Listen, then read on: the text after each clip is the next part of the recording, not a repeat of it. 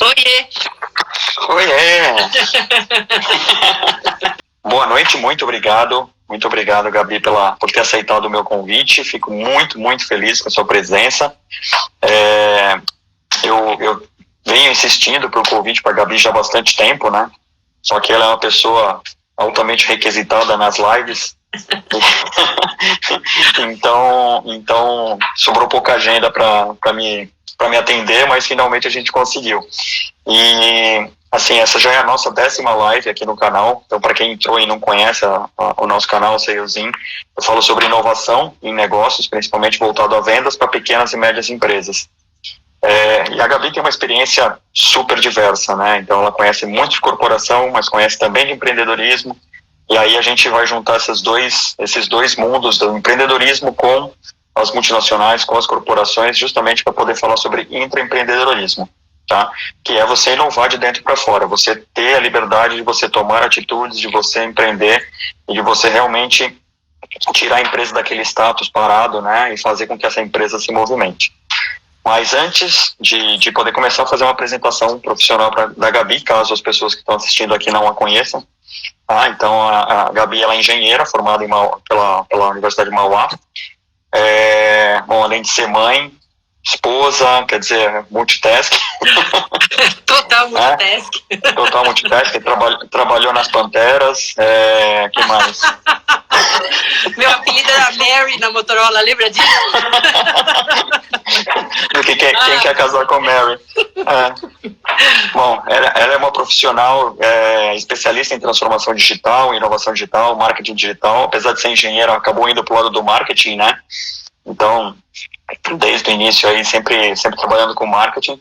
Ela tem mais de 20 anos de experiência profissional. Só na Motorola foram 10 anos. Você trabalhou na Motorola tanto do Brasil quanto do México, né? Foi. Nos dois países.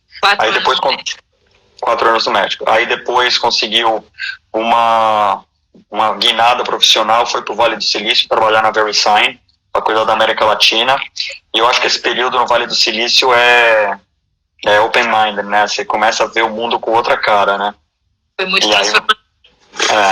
E aí, voltando para o Brasil, com tudo que tinha visto no Vale do Silício, com aquele boom todo tecnológico acontecendo, com aquelas startups bombando, ela decidiu, junto com o primo, montar um negócio, né? E essa, acho que foi a fase de maiores conquistas e maiores dores, né? A gente vai falar um pouco sobre isso. E essa startup, depois ela conseguiu vender a parte dela, e se mudou para trabalhar na Amazon, que acho que é um dos grandes exemplos de empreendedorismo que a gente vai falar aqui. Então, na Amazon cuidou da parte do Kindle, que é o leitor digital, né, o e-reader da Amazon.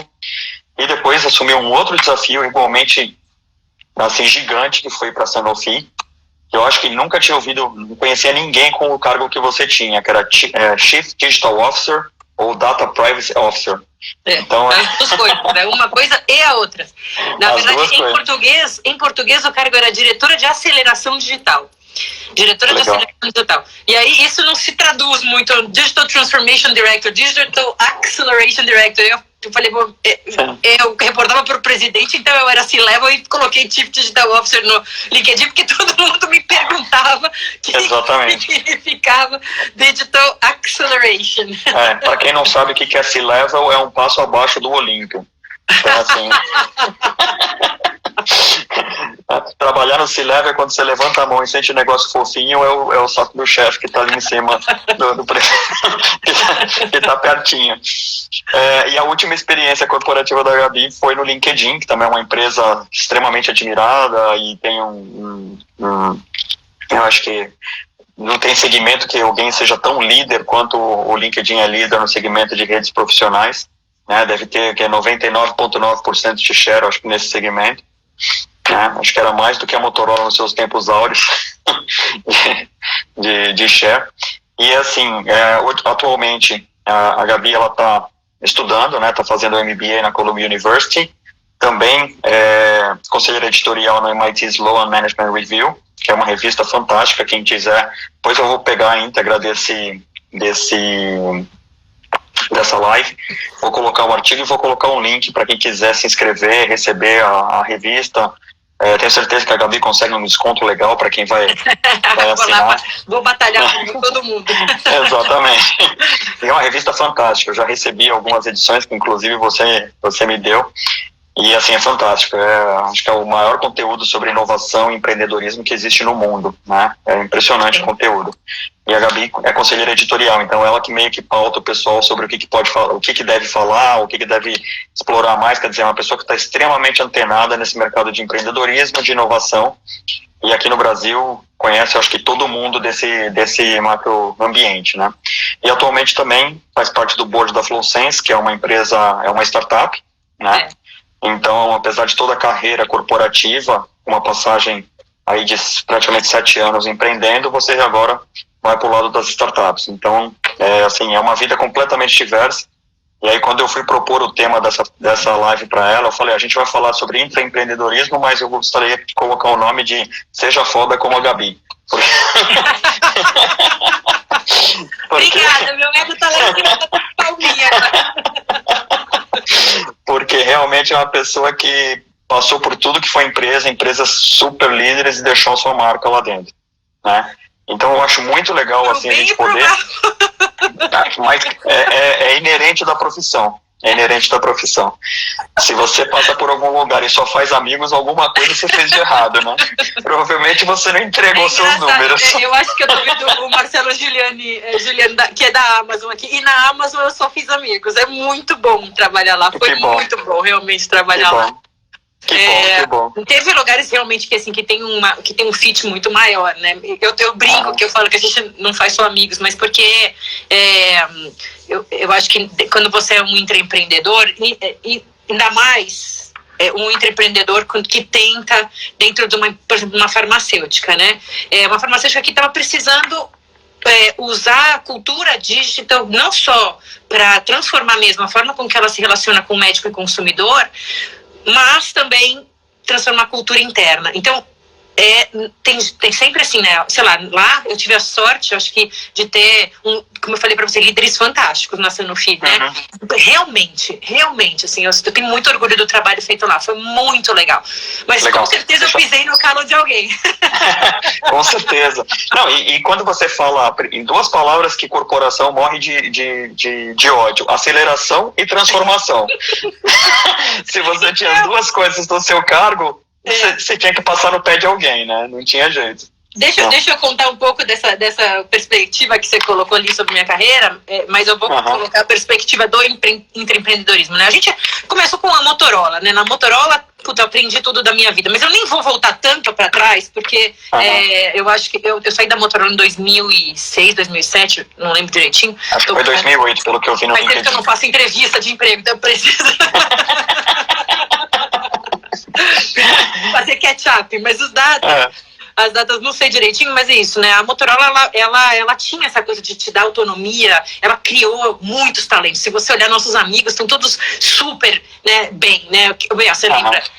O Quincas, a Loredana, a Karina Arruda, pensa, né? Todo mundo. A Josi, que tá na Amazon. A Josi Paixão, que tá na Amazon hoje, Josi, amor. Nossa, a gente não vamos falar bem do Edu Gomes, porque ele entrou aí, mas a gente... O Edu maravilhoso, o Stefano também. O Stefano, sim. Você vive jogando tênis, que eu vejo você no Instagram. Mas eu acho que assim, nem vou voltar tanto, mas quando eu saí da Motorola, fui justamente para o Vale do Silício, e a minha base, apesar de ser México e Brasil, o Edu, apesar de ser México e Brasil, eu ficava muito lá para desenvolvimento de solução digital para cliente, né? Sim. Não, assim, eu falava, e o pessoal falava, não, porque as garagens da Califórnia valem milhões, né? Porque o pessoal não são as garagens, são os bares. É hora cerveja homem. Quanto mais hora homem cerveja você tem, mais você vai se dar bem. E aí, isso eu tive muito, porque eu tava solteira, no Vale do Silício, feliz, tipo, sem filhos ainda. Então foi uma época super legal da minha vida. E eu conheci muita gente, estudei empreendedorismo lá. E aí foi quando eu voltei para o Brasil justamente para empreender. Aqui no Brasil, a real, e eu falo isso para os empreendedores, né, que assim, não tem nada de sonho empreender. É dureza do começo ao fim. Assim, quando eu cheguei, acho que a parte mais dura, né, que assim, eu nunca tinha tido uma empresa minha, eu sempre tinha tido a Motorola com toda aquela infraestrutura, né, a VeriSign mesmo com toda aquela infraestrutura, mas eu tinha aprendido muito, né, muito mesmo. Mas você já tinha a referência do seu pai que era empresário, quer dizer... Total. Eu já tinha referência do você tinha uma... você sabia a roubada que você ia entrar. Só que comigo eu tinha certeza que ia dar certo. Imagina que eu ia errar. Eu não. Só acontece com os outros, né? Com vídeo sem máscara. Não, só acontece com os outros. Mas não, então assim, quando eu cheguei aqui, a ideia toda era, putz, cara, não posso nem falar que a ideia era minha, porque não foi. A ideia foi do meu primo, ele era do setor bancário, e aí ele falava, cara, a gente precisa trazer uma solução. Bom, no final do dia a gente criou uma factory digital, que teve aí que virou mais pra frente um FDIC, mas durante esse tempo eu passei por todos os perrengues, porque imagina, eu vendi casa, carro, tudo que eu tinha juntado de dinheiro na minha vida profissional, de até ali, alguma coisa em torno de 10 anos, eu vendi para poder botar dinheiro nessa empresa, né? E construir um produto realmente do zero. Então, começamos numa salinha, imagina, de 1,5 m por 1,5 m mesmo, assim, no fundo. Você e seu primo. Eu e meu primo. Era na Alexandre Dumas no escritório, então era super legal, mas era no fundo do escritório do meu pai. E a gente começou, sério, a gente tinha uma mesa e 2 cadeiras, né? Pra eu sair, o Fábio não podia nem engordar, porque senão não saía, não passava ele. Então, fazia assim, um saía ou não saía, porque os dois não saíam, não dava. Não, mas tudo bem, mas é praticamente o mesmo conceito do Vale do Silício, do pessoal que começa na garagem, né? Total. Deve na garagem e né, sem mesa, sem nada. Tanto que na Amazon o cara usava o Jeff Bezos usava a porta dele, né? Pra fazer de mesa. É bem isso, e foi bem assim. Só que no Brasil tem algumas questões que eu acho que empreendedor americano nunca estaria tão, né, viveria nessa situação. A gente aqui tem uma instabilidade jurídica, financeira, que, cara, imagina, eu fui empreender em 2011, 2013 estava todo mundo na rua e eu emprestando dinheiro para essa galera. Então, assim, eu imagino que a empresa era uma factoring digital, a primeira factoring digital, a gente usava o meio de pagamento da Acesso Mastercard, tudo isso começou, tem uma história grande aí por trás, mas vou falar só meio que E aí a gente passou por todos os perrengues, a gente pôs muita fé, aí o Guilherme também trabalhava comigo, o Baiguma, que está aqui, trabalhava nessa empresa, está aqui para dizer, a gente colocou muito esforço, a gente colocou muito trabalho, a gente perdeu muito dinheiro, a gente depois ganhou um pouquinho, mas a gente perdeu muito dinheiro. Eu falo que eu cheguei a vender praticamente todas as minhas coisas para poder, naquela época eu tinha um filho pequeno, então para poder aguentar leite do filho, então eu passei mesmo assim, mesmo com tudo que eu sabia, mesmo com tudo que eu tinha estudado, mesmo com todas as oportunidades, eu passei muito perrengue, né? Sim. E aí eu já passei por isso, depois eu te conto a minha história. eu conheço. Mas aí você é guerreiro, cara, a gente perde o medo da vida. Essa é a parte boa. A gente perde um pouco o medo da vida.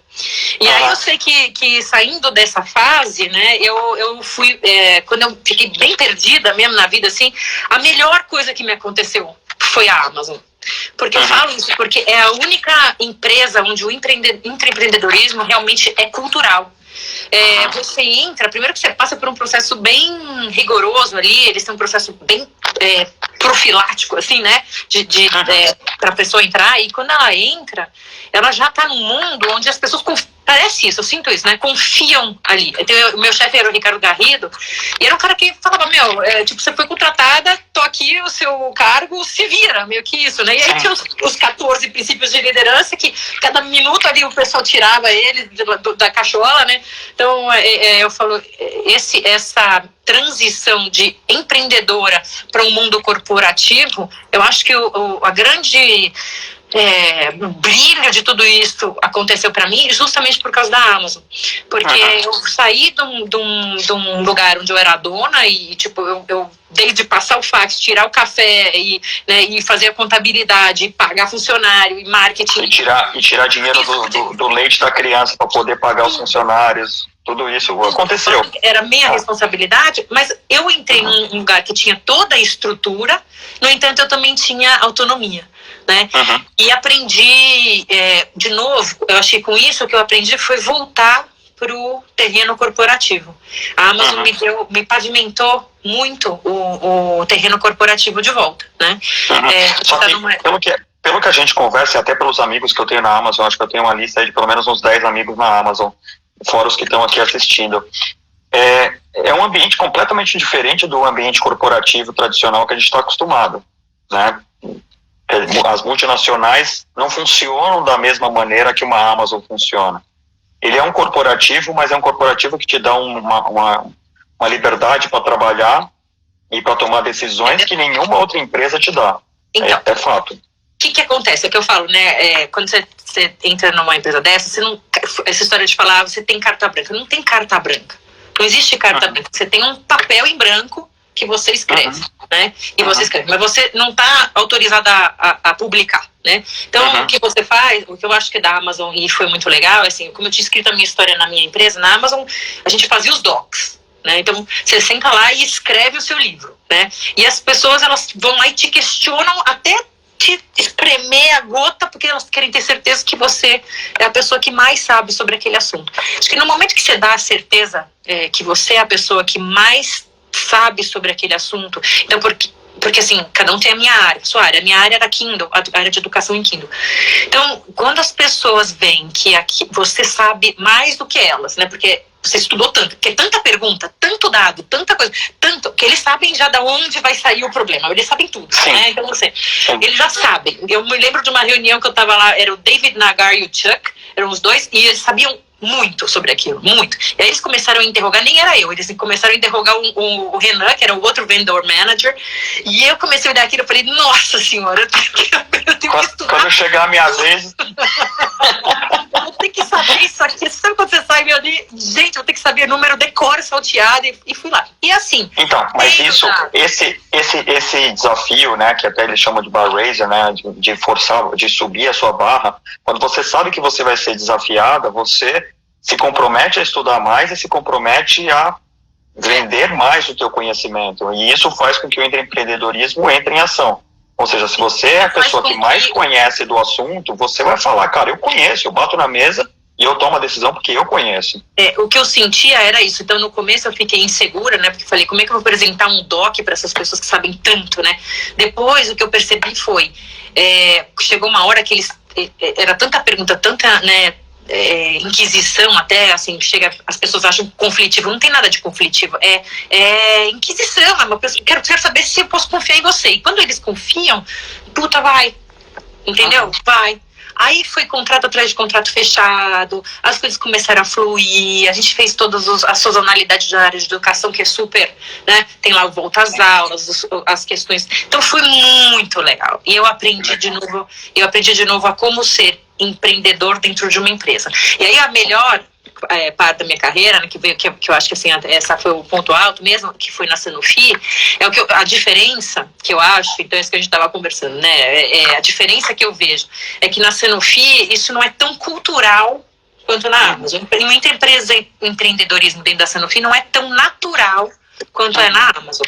No entanto, mas aí é o que eu falo, depende mais dos líderes, né? E naquele momento, na Sanofi, eu tive o líder necessário para bancar um desafio que não é fácil. Porque, de novo, eu não sou uma pessoa, eu sou uma pessoa que quando chega, eu sou muito forte, né? Eu tenho uma personalidade muito forte. Eu tenho crenças, assim, valores talvez muito fortes, né? E aí, um deles é a minha energia. Que assim, um amigo meu falou isso pra mim hoje. Ele falou, cara, você é no 220 e é você no 220 sempre. O problema é que a maioria dessas empresas que estão há bastante tempo estabelecidas, elas têm uma velocidade 12. Né? E eu tenho que trazer pelo menos no 110. E eu faço isso. Só que às vezes, e às vezes não, e esse é um grande valor, mas muitas vezes a delicadeza necessária não pertence. Você vem de outro ritmo, né? Você vem de outro ritmo. Já aconteceu comigo, eu também tive experiências profissionais em vários tipos de empresa familiar, empresa multinacional. E quando eu cheguei na Motorola, eu vinha de uma empresa familiar onde o xingamento era a regra, né? Então, eu nunca passei por isso. Isso é uma coisa que eu eu já passei por empresa de dono e o xingamento era regra. Então, o meu palavreado era chulo quando eu cheguei na Motorola para trabalhar. A sorte é que eu trabalhava em service, né? Então, em service o pessoal é um pouco mais calejado que está acostumado a tomar porrada. Mas eu tive que me modificar, porque eu também vinha pilhado. Eu vinha em 220, eu sempre quis trabalhar na Motorola, já tinha tentado outras vezes entrar na empresa, e quando eu entrei tão pilhado que até que alguém chegou para mim e falou, meu, você é louco?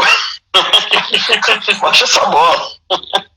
Então, é engraçado, porque assim, com esse papel que eu tive, pelo contrário, eu nunca tive alguém falando pra mim, para, né? Pelo contrário, eles que precisavam disso. Então, isso que eu falo, porque na Sanofi, o interessante e o mais legal, que eu acho que assim, eu tinha o apoio das pessoas, eu tinha. Então, assim, as pessoas ouviam aquilo, eles queriam aquilo, e realmente, é o que eu falei pra você, os projetos que eles até hoje levam lá, são projetos iniciados quando eu tava lá, né, na minha gestão.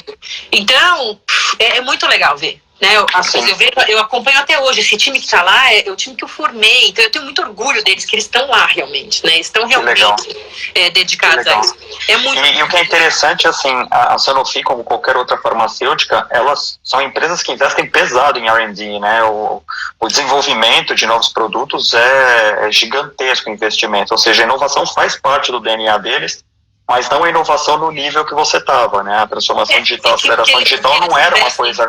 Não. O que eles investem em R&D é em medicamentos farmacêuticos. Todo aquele volume de dinheiro é em medicamentos farmacêuticos. Essa não era a minha área, né? A minha área era produtos digitais, e a comunicação com o médico, que a gente chamava de multi-channel engagement, né? Porque o médico, na farmacêutica, ele tinha o pastinha, que tem ainda os pastinhas, os representantes farmacêuticos que chegam lá nos consultórios e levam as informações da farmacêutica para os médicos receitarem, estarem sempre ao par dessas inovações. Mas, com o mundo mudando, né, e aí veio a pandemia para mostrar o quanto realmente a gente, né, teve que se adaptar tão rápido, e a gente já tinha isso. O legal que foi a Sanofi se preparou para isso, né? Então a gente mudou e colocou alguns outros canais na comunicação. Um deles era justamente o call center, né? É como se fosse um call center, não é bem um call center, mas foi estabelecido lá. Os representantes farmacêuticos, eles estavam agora no telefone e no computador. Então eles faziam... Era um atendente virtual. A gente chama de representante remoto. Então foram vários desses representantes remotos contratados, em substituição muitas vezes até a representantes que eram representantes físicos, mas para dar opções para o médico, né? Mas isso foi muito, muito legal, assim. E aí vem uma pandemia, onde não existe mais o contato pessoal, social, e você imagina então quantos anos na frente, né, a vantagem desse projeto, quanto na frente essas pessoas hoje estão, né, porque tiveram a visão, aí eu falo do meu já estavam acelerados, né? Eles não começaram a acelerar com a pandemia, né? Eles já vinham acelerados e a adoção foi mais rápida. Essa é a diferença, né? Eu acho que assim, quando eu falo para você tem o empreendedorismo onde você é o dono, aí é o empreendedorismo onde você se vira com os problemas e com as benesses. Você tem o empreendedorismo que nem na Amazon, onde você trabalha ali, você realmente tem uma autonomia, e você tem o empreendedorismo meio que avalizado pelos líderes, né? Eu passei pelos 3 casos, o empreendedorismo avalizado. Como no caso da Sanofi era isso, era um empreendedorismo que era realmente avalizado pelo líder, né? Que era o meu chefe. No caso, hoje é tão genial esse cara que ele tá lá na China, ele comanda a Sanofi na China, ele é uma das pessoas que eu mais admiro, eu sigo ele assim frequentemente, converso com ele. E até por causa dele, eu acabei indo para a Columbia University, né? Então, pra você ter uma ideia, Salles, assim, eu acho que algumas coisas, né, do empreendedorismo, que é algum exemplo que a gente poderia citar, né? Tem por exemplo, dentro desse projeto de digital da Sanofi, por exemplo, né? A gente tinha que fazer esse projeto de multicanais, né? E aí, com toda a tecnologia instalada, a gente acabou usando essa tecnologia, a mesma tecnologia, sem precisar fazer mais nenhum investimento adicional, para também entender o comportamento do consumidor no varejo. E aí você vai trazendo, né, você pega daquilo que você tem, você meio que dá contornos, né, para soluções já instaladas, que você acaba trazendo opções de negócio que você não tinha visto antes. E você transforma dados em informação e começa a tomar decisões estratégicas em cima dessas informações. Isso, e as decisões e esses dados começam a mostrar para vocês caminhos que antes você não enxergava, que podem trazer oportunidades de negócio que a gente não tinha visto antes. Tanto que, assim, esses dados acabaram mostrando pra gente um caminho dentro de e-commerce que era extremamente relevante, se bem utilizado, né? E assim foi. E foi andando assim. Então, foi muito legal mesmo. Foi realmente muito legal. Muito bacana. Não, desculpa, pode terminar. E aí, acho que, né, disso você vai trazendo a cultura, né, do intraempreendedorismo. Eu acho que a Sanofi ela não era uma empresa que tinha isso como cultura, mas foi criando, né? E aí você faz com pequenas ações, né? Então, eu estava conversando hoje também sobre como, por exemplo, a gente fez uma ação lá que era dentro de uma farmacêutica, as pessoas eram muito mais conservadoras no modo de se vestir, por exemplo, né? E aí houve um projeto do RH que eu tive a honra de participar, que foi justamente transformar a forma com que as pessoas se vestiam, né? Não transformar, desculpa, não foi nada disso. Libertar. As pessoas poderiam se libertar, essa é a palavra, libertar, porque era todo mundo de terno e gravata, mais ou menos, assim, tinha um pouco de flexibilidade, mas era pouca. E aí, de repente, cara, aquela mostra assim, cara, eu confio em você, eu sei que você entende o meio que a gente vive, né, que a gente trabalha, as pessoas com quem a gente se relaciona, confio em você, pode vir, eu quero que você venha do seu jeito, né, libera do seu jeito. E você vê que assim, muito pouco teve de mudança, mas as pessoas se sentiram muito mais respeitadas e foi muito interessante esse projeto. Iniciativas como essa de intraempreendedorismo, quando você pega uma pandemia onde todos os funcionários têm que trabalhar em casa, quando ele já tem essa cultura de confiança que o chefe vai ter nele, ele se sente muito mais à vontade a produzir, né? Total. Muito mais a vontade para produzir e muito mais a vontade para se expressar, né? Você está se expressando da sua forma na roupa, está se expressando da sua forma nas reuniões, o que a gente quer te ouvir, né?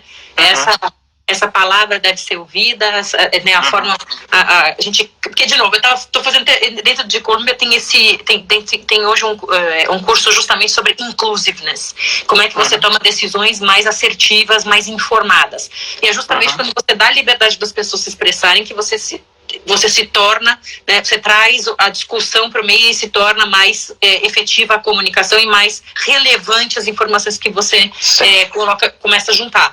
Então, eu acho que quando as pessoas têm a liberdade de expressão, elas começam a perceber que a voz delas é ouvida, né, as vozes delas são ouvidas, você acaba trazendo isso para a pauta. E aí você começa a ter mais decisões informadas, melhores decisões.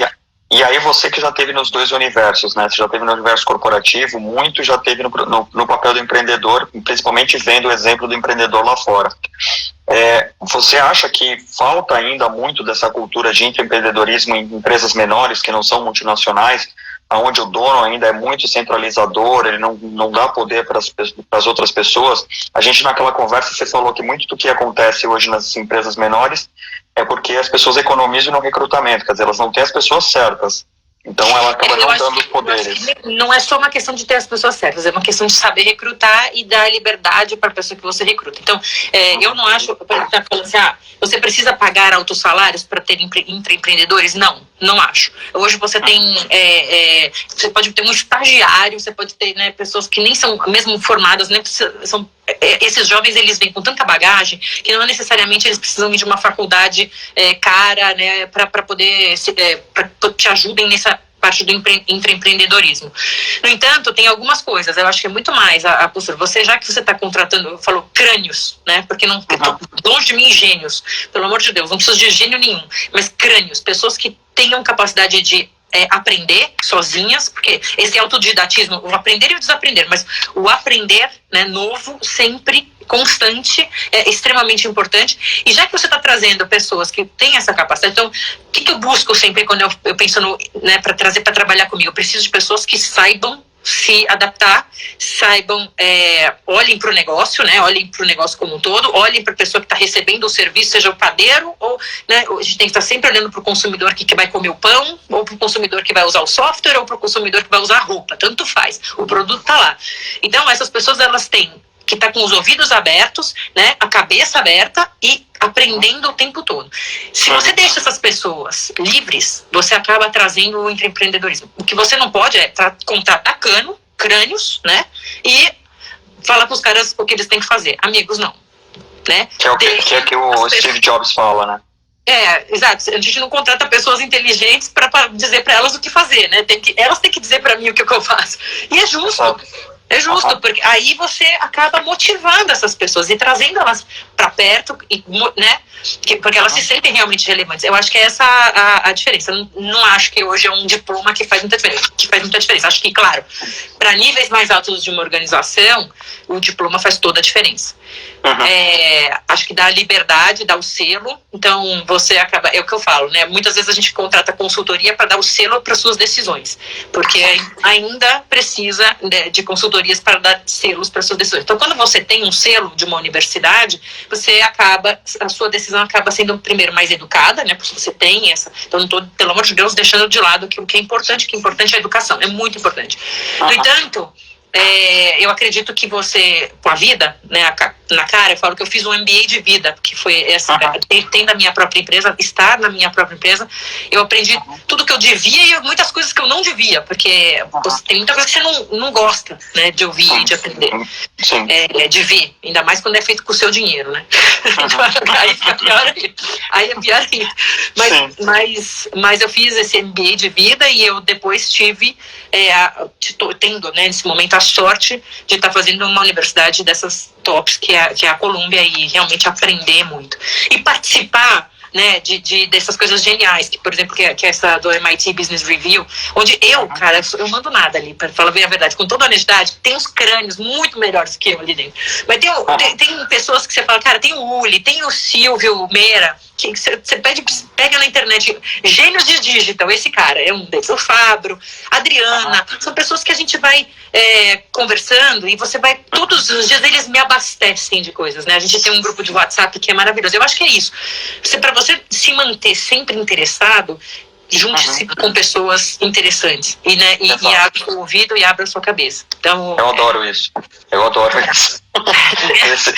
é o meu pão com manteiga. Não é nada sozinho, exato, cara. Não é nada. Eu costumo dizer, nos treinamentos de networking que eu faço, eu algumas vezes, quando tem liberdade, eu falo, você não é nada sozinho, nem corno você consegue ser sozinho.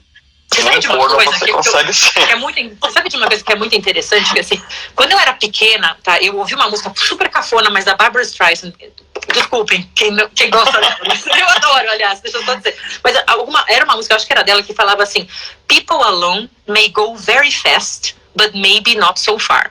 As pessoas, a música assim, people alone may go very fast, but maybe not so far. E eu acho que eu gostei dessa música porque foi a primeira coisa que eu consegui entender em inglês, tá? Porque eu tinha falado. Eu acho que eu gostei. Mas, cara, sabia que essa frase nunca saiu da minha cabeça? Talvez fosse a primeira frase que eu tenha entendido dentro de uma música em inglês. Eu era bem pequenininha. Mas essa frase nunca saiu da minha cabeça, essa música nunca saiu da minha cabeça.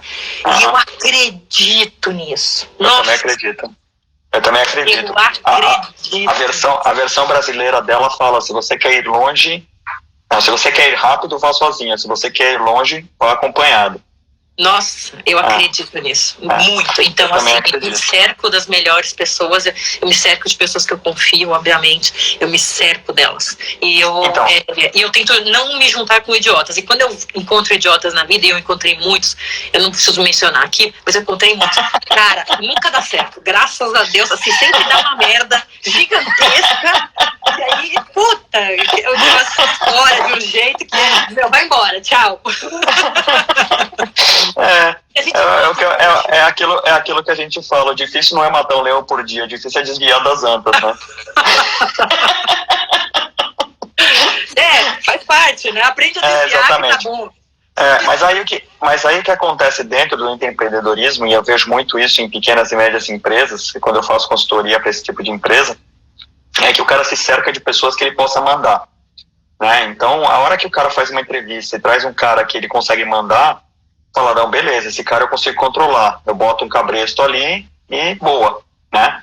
O Dudu mandou um abraço. Dudu São Paulino. O cara coloca um cabresto naquele funcionário e fala assim, não, o cara, se eu mandar o cara pular da ponte, ele vai pular da ponte, né? E aí acaba que a empresa não prospera, né? E o cara não sabe por que a empresa não prospera, né? Então eu já vi muito acontecer isso em todos os tipos de empresas familiares, empresas que já são um pouco maiores, onde a pessoa não recruta bem, com medo do que esse cara pode fazer. Aí eu vou falar pra vocês o meu segredo agora, assim. Agora eu muitas vezes eu falo assim, eu tenho que tomar cuidado pra não espantar os headhunters, né? Porque eu falo a real, né? Eu falo, amigo, você tem certeza que você quer me contratar? Porque eu sou pedrada. Eu sou assim, eu sou pedrada. Eu falo que eu fui forjada na porrada. Mas eu fui. Faca na bota. Eu fui forjada na porrada. Né? Eu fui mesmo, assim, né? Não foi nada fácil na minha vida, nada. Olha, porque quem olha pra mim e fala loira de olho azul, isso é super bias, tá, amigos? Não é nada disso. Bias não tem comigo, é assim. Foi muito difícil, eu fui mulheraça. Minha mãe, ela é uma pessoa que me criou, pra vocês terem uma ideia, assim, isso eu acho até que essa força vem muito dela, assim, né? Meu pai, óbvio, que eu vi a vida toda trabalhar, acordar muito cedo na vida, batalha, sabe? Batalha mesmo, porque empreendedor brasileiro é isso, é batalha. E a minha mãe, ela era daquelas que é 50-50. Tipo, você vai pagar suas contas, você vai ser mulher, você vai estudar. E, cara, 3 engenheiras na minha casa, entendeu? Tá minha irmã, que é arquiteta, e eu tenho outra, eu e mais outra irmã engenheira. Era meio macho, sabe aquela coisa meio macha? A gente eu sei que é difícil falar isso hoje em dia, porque tem tantas, né? Aí a gente fala, mas sou mulher macho mesmo, sou aquela mulher que puta, eu esgarrei a vida, cara, na mão. Segurei, passamos problemas na minha casa mesmo, sabe? Segurei a onda da minha família muitas vezes, minha irmã me ajudando, meu pai nunca desistiu, eu nunca vi desistência. Eu não vi desistir. Isso é exemplo, né? Isso é exemplo. Então, eu sei que você falou que fala um monte de palavrão, eu falo mais. Tudo bem, aqui não tem censura. Aqui não tem censura. Autenticidade. Nem na edição eu vou colocar. Mas assim, eu acho que é isso, a gente tem na casa, quando você vê o exemplo, né, e assim, não desistir, não dá pra desistir. E a gente vê isso na vida, né, quando você tem filho não dá pra você desistir, quando você tem que pagar conta, você não tem que desistir. Eu falo que a melhor coisa que acontece na minha vida é que chega boleto. Porque chegar boleto é que me dá todo dia um choque de realidade, cara. Chegar boleto é choque de realidade, né, então é isso, vai que vai. Não tem Que legal. A gente... você comentou sobre essa nova geração que está chegando, né? Um pouco depois da nossa geração, quando a gente saiu da Motorola e tal, estava chegando uma geração já muito, muito boa academicamente, quer dizer, pessoal com ótima formação, mas aquele cara que queria o escritório dele, que queria um título, que queria um cartão corporativo, o carro corporativo, aquele cara que já veio meio... empacotado. Depois veio a geração mimimi, né, aquela geração que você não pode falar nada que já chora. E hoje em dia tá vindo uma nova geração aí que o cara já nasce com o chip de empreendedorismo. E aí esse cara é sangue nos olhos e ele quer empreender porque ele sabe que a única maneira dele ser bem sucedido é empreendendo, aprendendo, desistindo rápido, errando rápido e tentando de novo. E agora, na tua visão, você tá tendo muito contato com esse pessoal. Esses caras, hoje em dia, eles têm pretensão de trabalhar numa multinacional com essa pegada? Ou numa empresa... Eu acho que assim, é uma pergunta que não tem uma resposta só, né? Tem gente que sim. Eu acho que tem muita gente que vai prezar pela segurança. A gente sabe que o Brasil hoje em dia é o centro do funcionalismo público, sem críticas, só simplesmente está constatando o nosso fato. Eu não acho que ajuda essa cultura de você depender, né, do Estado, depender. Na minha opinião, não ajuda. Eu sei que as oportunidades são diferentes, não vou entrar em questões mega, tá? Só estou falando, é uma cultura estabelecida.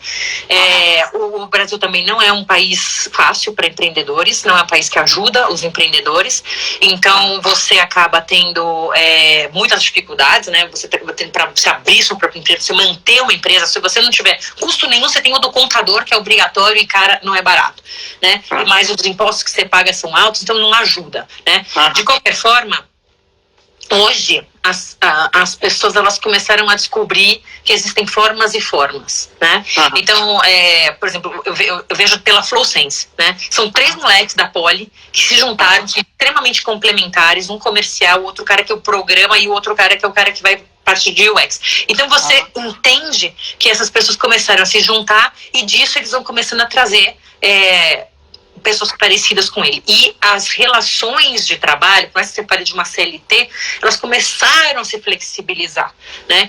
E isso ajuda o empreendedorismo. É o que ajuda. Tem tudo que não ajuda, mas o que ajuda é isso. Então, eu acho que para o futuro, você vê, questões de hoje, né? Acho que o mundo, ele não vai ser mais a Gabriela, que é a diretora da, sei lá, X, né?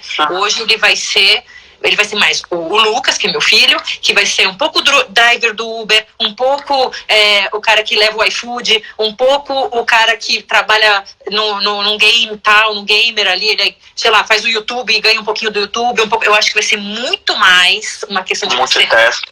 Não, eu acho que são múltiplas receitas que formam a sua receita. Porque não é possível que, de novo, não cabe empreendedor para tudo quanto é lado, né? A gente ainda precisa que as empresas funcionem, mas você consegue hoje se adequar a essas novas realidades e talvez uma startup que não te pague tudo aquilo que você ganha, talvez numa empresa como a Sanofi, né? Uma empresa grande, você acaba complementando as suas receitas com esses tipos de serviço. Eu acredito que o mundo vai ser muito mais flexível. Então eu acho que o empreendedorismo é o futuro. Eu acho. Se você me pergunta o que você vai fazer daqui para frente, só isso. Eu não sei, a não ser que seja assim realmente um projeto do tipo desses que eu já tive na vida, porque eu não consigo mais imaginar que a vida pode ser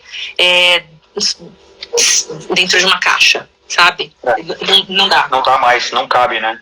A Lair Mello mandou um comentário. Acho muitos ingredientes em uma receita, Gabi. A tia Lair é minha madrinha. Eu amo de paixão.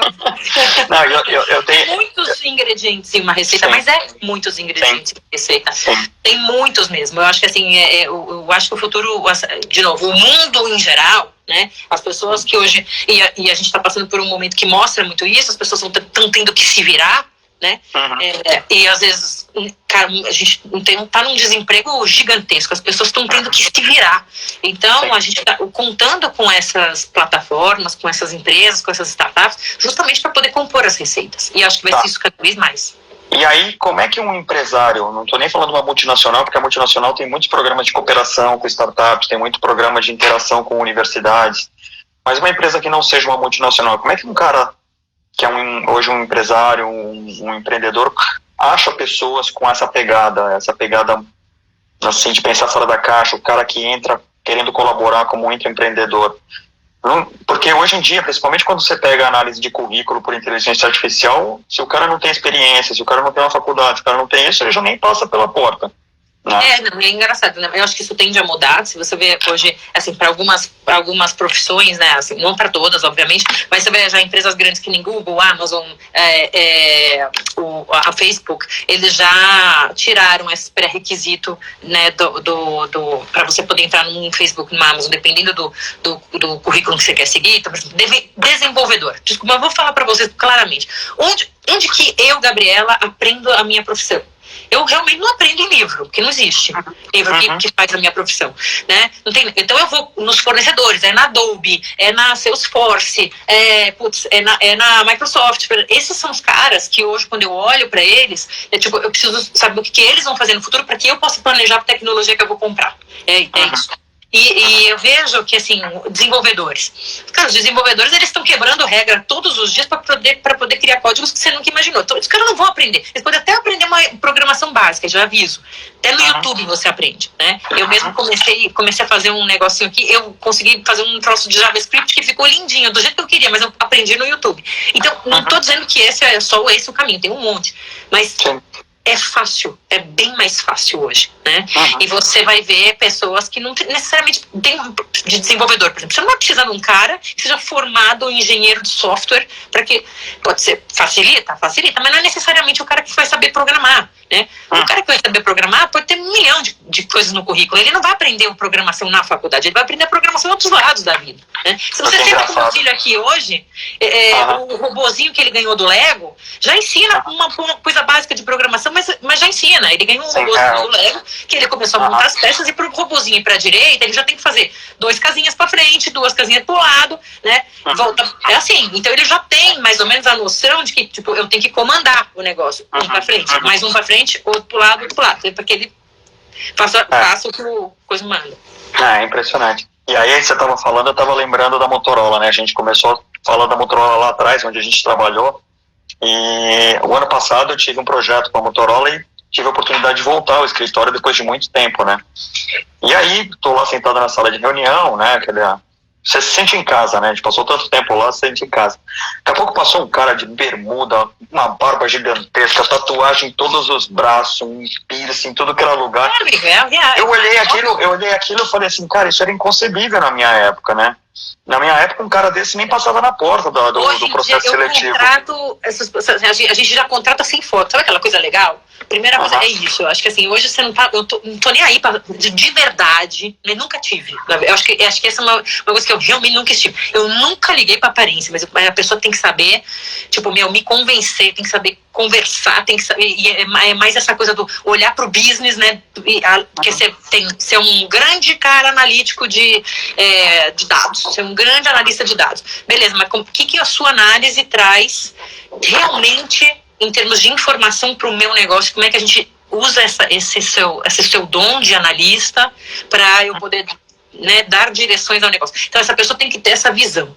Quando você vê essas pessoas, né, a gente tem que entender isso. Tanto faz, graças a Deus, como eu falei para você, na Sanofi a gente conseguiu implementar o do seu jeito, e tinha que ser do seu jeito, e vai ser cada vez mais do seu jeito. E quem não for, cara desse não vem do seu jeito, vai ficar, exato, nem vem, mas não vale a pena ir mesmo, não tem que ir. Pois é.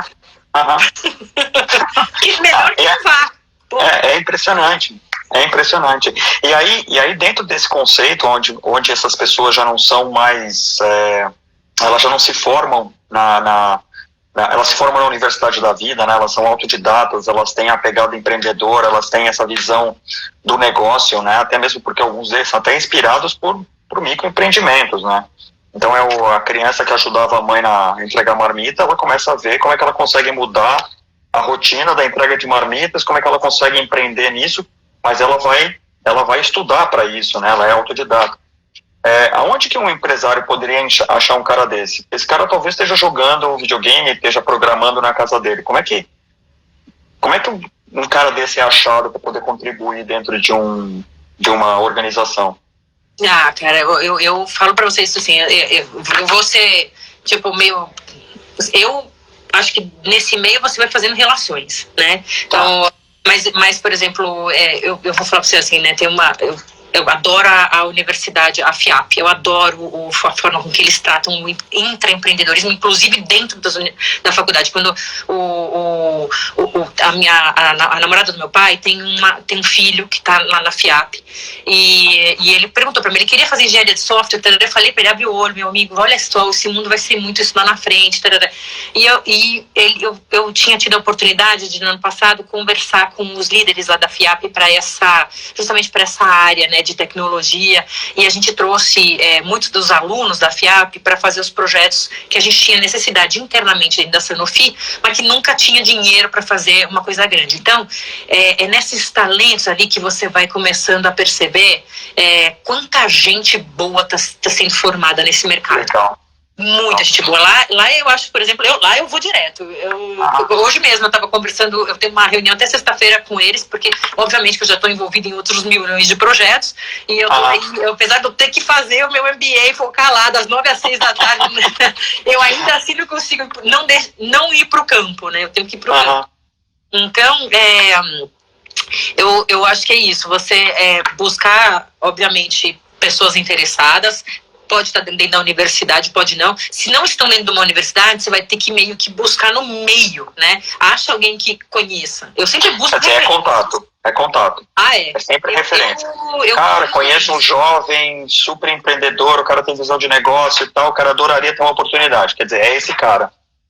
E referências eu acho hoje ainda muito importante, né? Óbvio, você tem o LinkedIn, né? Vai lá, no LinkedIn acha a pessoa, mas ainda tem aquela coisa, cara, o soft skill ali, né? Você ainda acaba precisando do um pouco do olho no olho. E eu acho que o Zoom já resolveu. Né? Tipo, eu fiz zilhões de entrevistas nesse período de pandemia, contratei gente, inclusive, nesse período de pandemia por Zoom.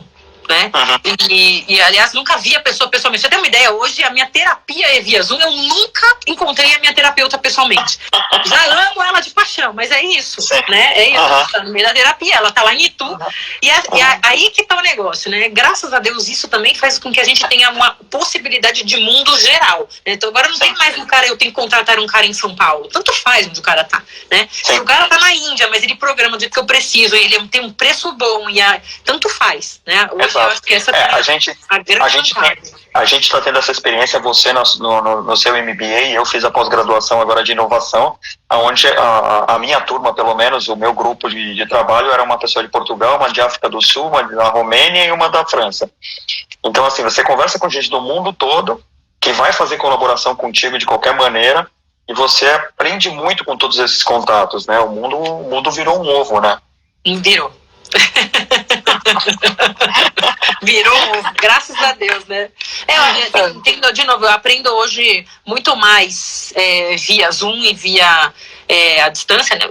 Praticamente só isso nesse último ano, mas eu sempre fui uma pessoa adicta, sério. É adicta que fala? Eu acho que é adicta. Viciada. Eu sempre fui uma pessoa viciada nesses cursos à distância, né? Eu aprendo demais. Eu adoro.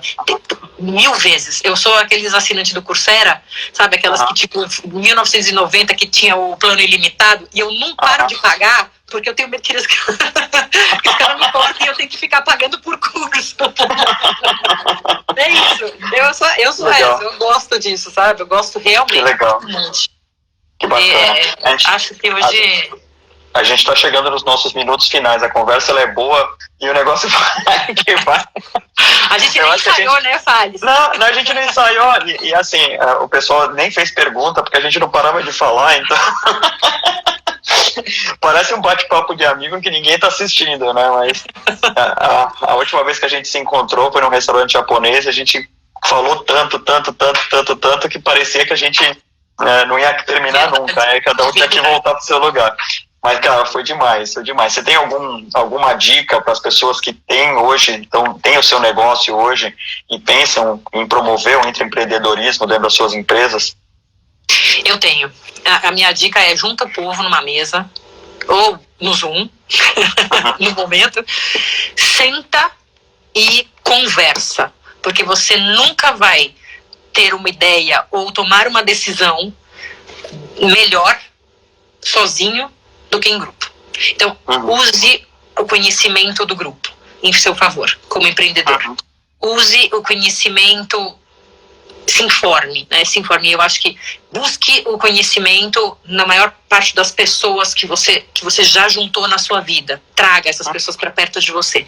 No final do dia, cara, tem muitas ferramentas, inteligência artificial, olha que eu trabalho com tecnologia para poder dizer para vocês, de qualquer forma, as pessoas são melhores, você toma decisões melhores, você vai para caminhos melhores quando você tem gente perto de você.